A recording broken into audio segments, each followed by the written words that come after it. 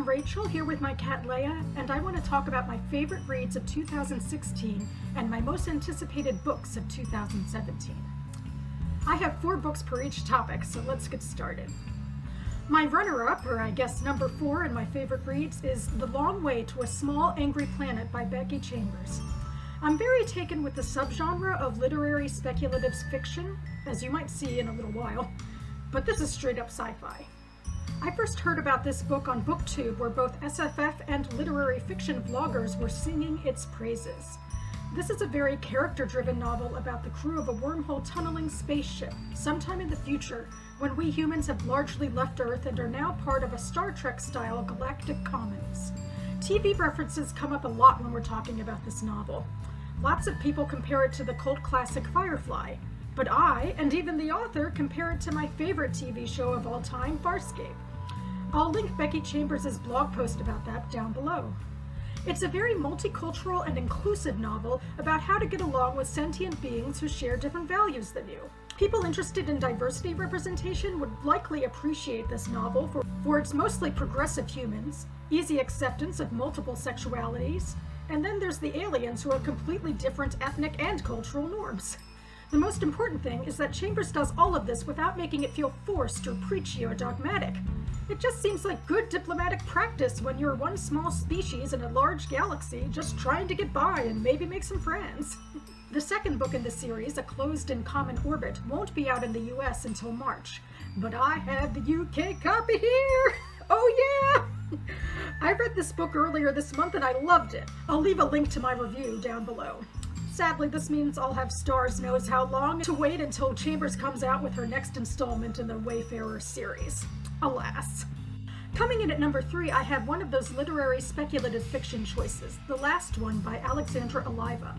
I won my copy in a LitHub giveaway. I'll link to their site down below. This story follows the character Zoo, previously a participant of a survival-based reality TV show, who has unwittingly become a literal survivor of a global pandemic. The only problem is she doesn't know that this isn't a game anymore.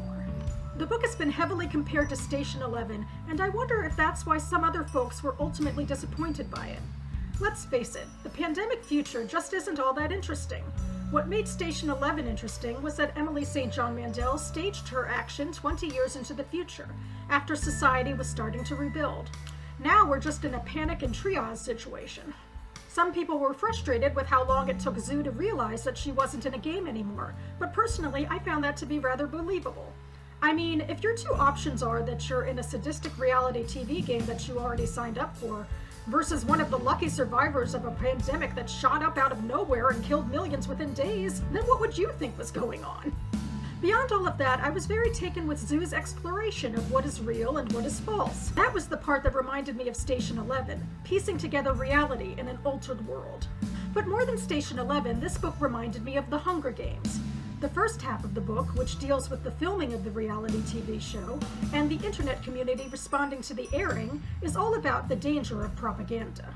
Frankly, I don't see much difference between reality TV and dehumanizing entertainment. I know that some readers were bored by this section, but I appreciated the ways that Aliva pointed out how the production team was deliberately editing footage to make complicated situations seem simple and dramatic. We didn't even get to know the contestants by names, just by personal attribute that the producers wanted to exploit. At the end of the day, this is all just justification to see other people as less than human and to mock their pain. Yeah, not a real fan of reality TV over here. Even the Bake Off shows give me the heebie-jeebies. And at number 2, there's A Tale of Love and Darkness by Amos Oz. I decided to read this memoir, I called it, though Oz prefers biography, because of Natalie Portman's directing and writing debut. She decided to tackle this piece, and I'll leave a link to one of her trailers down below. The sweeping play starts out in British-mandated Palestine in the years before and then during Israeli independence. Oz's parents are European refugees. His mother in particular lost almost everyone she knew as a child to the Holocaust. Oz has several aims with this book. He's chronicling his mother's depression and suicide, which is Portman's biggest focus. He's telling the stories of his parents' former homes and his neighborhood's past history all the way back into the Ottoman Empire. He's talking about his intersection with the earliest Israeli politicians, both as a young boy and as a young man, when he left Jerusalem to work on a kibbutz. He is recording attitudes in Israel in 2001 when he was writing, as well as Palestine in the late 1940s when he lived in relative peace with his Arab neighbors.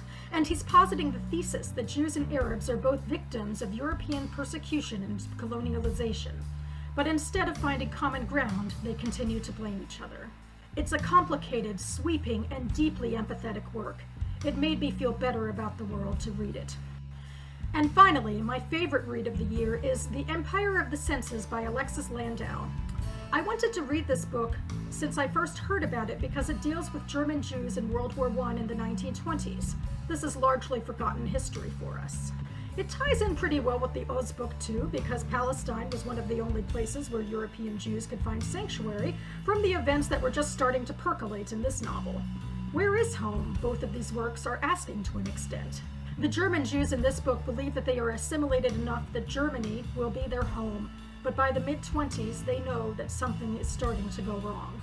In the first part of the novel, protagonist Lev Perlmutter reluctantly enlists in the army to prove to his largely anti-Semitic in-laws that he is a patriot. He's stationed in a village in Russia and has an affair with a Russian Jewish woman, which I'm personally less invested in than the conversation around the differences between Russian and German Jews.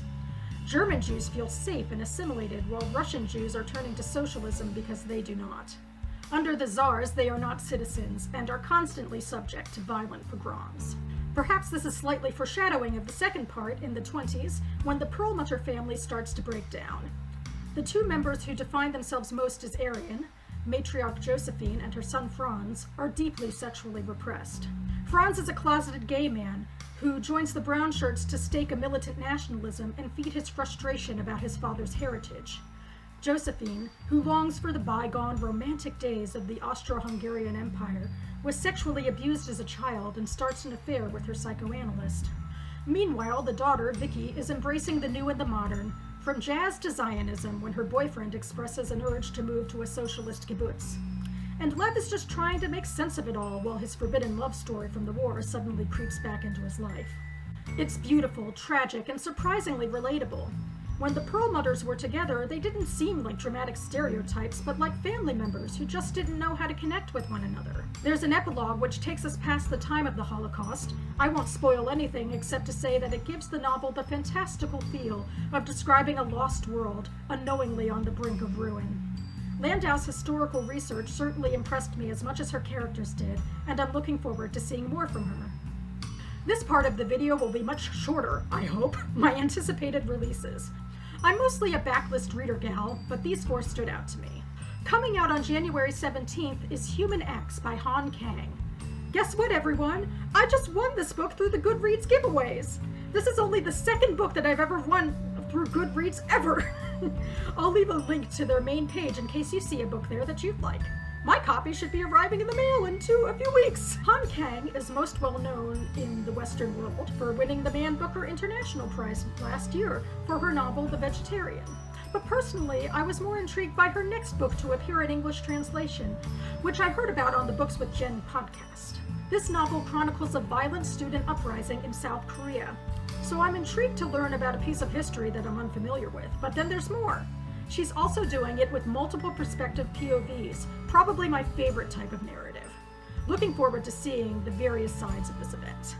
Coming out on March 14th, but I think it was previously meant to be earlier, is My Jewish Year, 18 Holidays, One Wandering Jew by Abigail Pogrebin. This is largely a case of me investing in a publisher. Fig Tree Books is an indie press that seeks to chronicle the American Jewish experience. I have a signed copy of one of their 2015 published books, Safekeeping by Jessamine Hope. I loved it. I'll link it down below. I'm also looking into expanding into more nonfiction reading. Judaism is certainly an easy in for me. I am, in fact, very interested in the premise of this book, where Pogrebin, a largely unpracticing Jew like myself, celebrates all of the religious holidays for a year. I'm very intrigued to hear about her experience. Also coming out on March 14th is The Wanderers by Meg Howry. I heard about this book on Liberty and Rebecca's All the Book podcasts, which I'll link down below. Liberty and Rebecca reported on several intriguing books, literary short story collections, and novels dealing with important social issues. But I think this book stuck out to me because, like the last one, it is compared to Station 11. This might be a requirement for me now that I read every New Year's book that is compared to Station 11. This book follows the personal lives of 4 astronauts in the near future who are training to live on Mars. I assume that it's less about the science and more about the human drives, though it is also being compared to The Martian by Andy Weir. Maybe one of the astronauts is a Mark Watney type. I thought that book had its charm. I'll link my review down below. And finally, this is the first book I found out about and probably my most anticipated of the bunch. Coming out on June 13th, we have The Chalk Artist by Allegra Goodman. Allegra Goodman is one of my favorite authors, and I've already made a video about her portfolio. I'll leave it down below. Now I have to see how this one compares to the rest. I found out about this novel early because I follow Goodman on Facebook. This is probably something I should try doing with other authors whom I admire. It's a good way to get the dirt. This one seems to be her usual Jane Austen-like critique of modern life denizens looking for love and relationships. We have our requisite wandering artists brushing up against struggling do-gooders and those involved with the digital world. My only question is, where are the Hasidic Jews? The Hasidic Jews usually pop up somewhere in Goodman's books, even around the tech world. I'll be keeping my eye out. You can find links to my reviews and other ramblings down below. Thanks so much for sticking with me. Happy 2017 and happy reading. I'll see you next time.